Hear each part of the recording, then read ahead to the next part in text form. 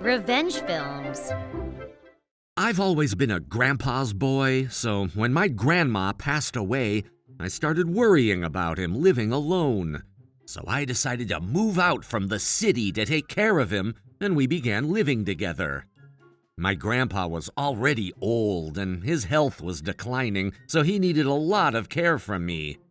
Even so, I really enjoyed living with him. Plus, since I had been working non-stop in the city, coming back to the countryside felt like I was under a spell of peaceful, slow pace.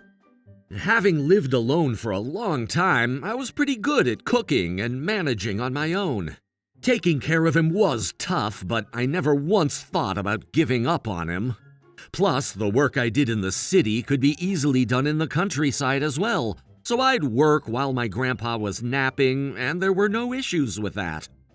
I'd been living like this for a few years, but inevitably, my grandpa was getting weaker, and his body was shrinking more and more. One day, my older brother and his wife suddenly showed up at our house, and he said, "I'm gonna live here from now on." I responded, "What are you talking about? You're the one who got into debt and made Grandpa pay for it, then disappeared without a trace." He replied, "Shut up, that's all in the past. Besides, since you're living here, there's no reason why I can't too." His wife chimed in, "This place is really the middle of nowhere, huh? But I'll put up with it, so you'd better be grateful." Even though they suddenly showed up out of nowhere, they were so rude, and I obviously refused to let them stay. However, it seems like my brother went to talk to Grandpa instead, and being the kind-hearted man he is, Grandpa ended up saying okay to them moving in. Once Grandpa agreed, I couldn't say anything. So my brother and his wife moved into our house, and my life changed drastically. My older brother said, "We're going out, so make sure to clean the house and do our laundry." I replied, "What? Are you kidding me? Why do I have to take care of you guys?" He responded, "Whatever. You're already taking care of Grandpa, so it's just the same thing." His wife said to him, "When you said we were moving out to the countryside, I wasn't sure how it would turn out, but hey, no cooking or cleaning? Not bad at all. Now, if only we were in the city, it'd be perfect." He responded, "Come on, honey, hang in there for me. I'll buy you that designer's bag that you wanted instead." His wife perked up. "Really? Lucky me." They just took off after saying that, leaving me to deal with everything. Since his wife doesn't have to clean up after herself, she makes a mess as much as she wants. So if I skip cleaning even a day, it instantly turns into a disaster. In fact, even when I do clean, it goes right back to being a mess. My older brother, on the other hand, did nothing but hang out with his wife, not even looking for a job. I asked if he was planning on finding a job, and he said he didn't need to. He'd eventually be able to live without working. I had a bad feeling about it, but he never told me anything more, so I never found out his true intentions. Meanwhile, my mental stress just kept building up.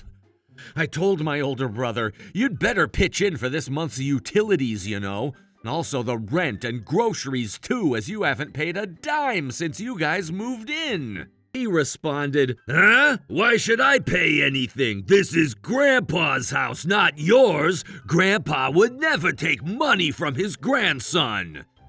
I shot back, "Then you'd better take care of him. Since you moved in, you've been doing whatever you want and not even talking to him. I'm not asking you to help with his care, but at least talk to him."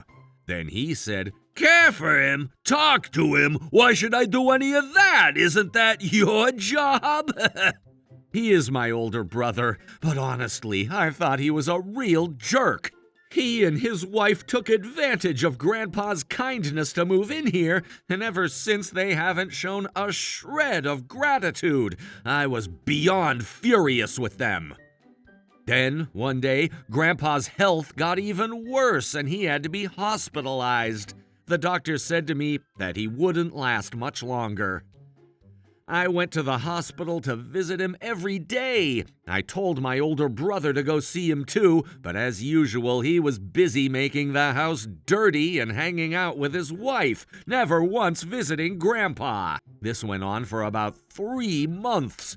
And then one day, my grandpa passed away. Before he passed, he told me that he was truly happy to have lived with me, and it brought me to tears.